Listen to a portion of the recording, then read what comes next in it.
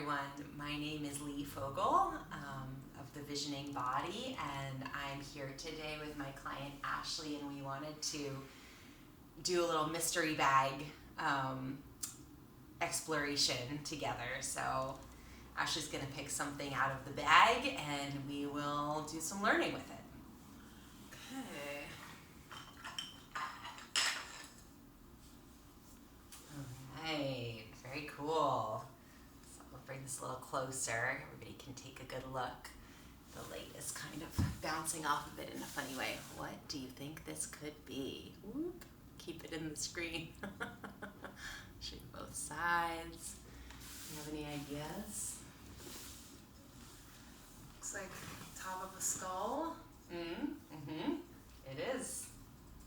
It's the top of the skull. We actually have the rest of the skull here. It fits nicely on top, like a little lid. The reason they cut this off is so that you could see inside the skull, and there's lots of amazing things that we can explore another day. But this is a really cool thing to explore. Let's come in a little closer so everyone can see the details of this amazing bone part.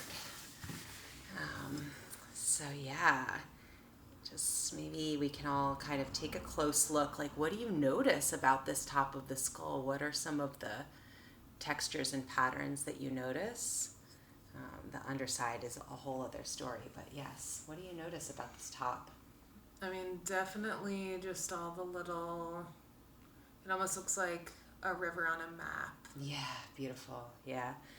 So these rivers on the map, and you might imagine, like, why would there be these sort of rivers on the map? And I can share a little bit more about my knowledge about this, which is that the skull is not actually one single bone. It's multiple bones fused together at these beautiful organic lines called sutures. And those rivers are rivers because they form in an organic way, and they actually, many people will say that there's no movement between the bones of the skull, but craniosacral therapists and osteopaths and somatic movement therapists all know that there is a little bit of movement. It's not like a joint, like the joint of the elbow moves a whole lot. The bones of the skull don't move like that, obviously. They stay together, but there is a little bit of breathability. And in fact, there's been studies that the occupations of different people affect, like, the shape of our heads, and or like a baby who's been left, who's like not picked up a lot and like is left like on the back of their head for long periods of time, they develop like a flat spot on the back of their head. And yeah, so anyway, our skulls are hard for sure, but they also have breathability and movement. So something that we can do as a little exploration is perhaps bring your hands to your skull, and just in a really gentle way, like I'm using the palms of my hand, and I'm kind of palpating in a really like sort of juicy, spongy sort of way, and just inviting a sense of like warm, fluid flow in my head and skull, just as an image, as a sense image, to see what that does for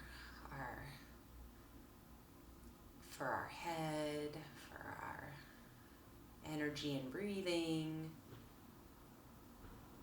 Notice any shifts, and we could both share if you want to, Ashley, anything that you notice as you're doing this. Any sensations or images that arise for you? I don't know if I have any images per se, but it just feels really comforting. Yeah. That's have awesome. my head like cradled. Mm-hmm. That's beautiful. Yeah, for me, like, I feel change in my sinuses, actually, and in my, it feels very calming, like my brain kind of slows down and everything kind of feels like warm and a little bit mushier in a way that feels nice. So you could keep your hands on your head or let them rest and just breathe and see what it's like to sense your skull as sturdy but fluid at the same time. Like resilient in its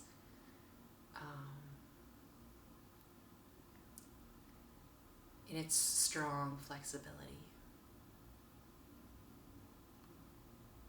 Just see what kind of movement or internal movement that inspires in you.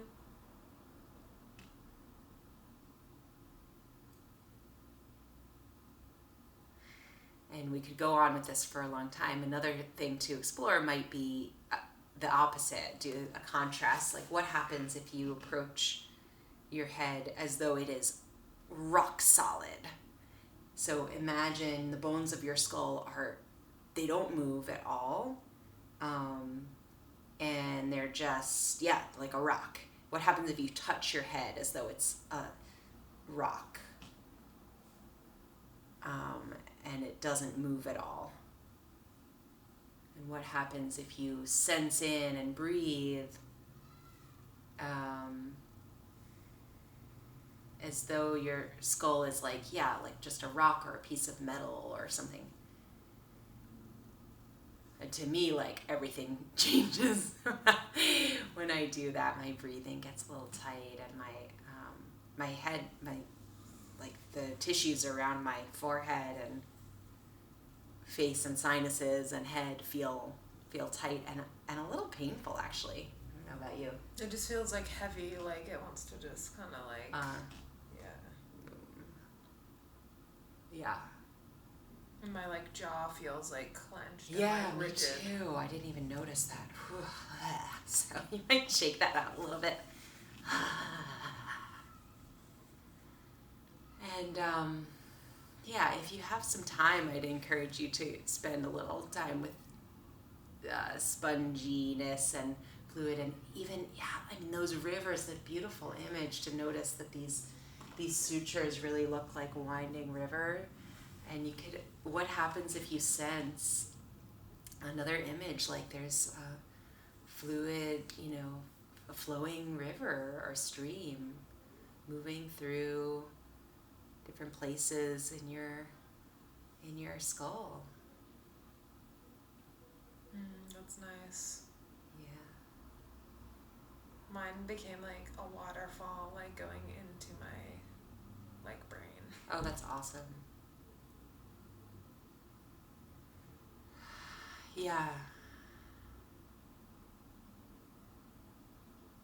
Well, when you said waterfall, that inspired me too, and I felt like my connection between my brain and my gut. I felt this kind of flowing, dropping down. Oh, what a relief. So it's just a really nice example of how powerful imagery is to affect our whole internal posture and energy and breath and sense, and also that imagery that's in accordance with how our bodies actually function really work well for us. Usually our bodies move a lot more than we sometimes are taught. And maybe on another day we can get more into how, like, underneath, on the underside, you can see there's the actual bone is porous, and there's these beautiful kind of wrinkles on the inside that I can't figure out how to keep this in the screen, but that mirror the tissues that surround the brain. And so there's a lot of fluid, porous kind of evidence of life, of aliveness in the bone of the skull. And bone, before we wrap up, just to say, bone is not dead and hard. This is this is not a live person in our actual bodies. They've got blood flowing through them. They've got veins and they've got nerves rather, and movement. Bones are alive. So hope you enjoy your explorations of fluid bones and fluid skull. Thanks for joining us.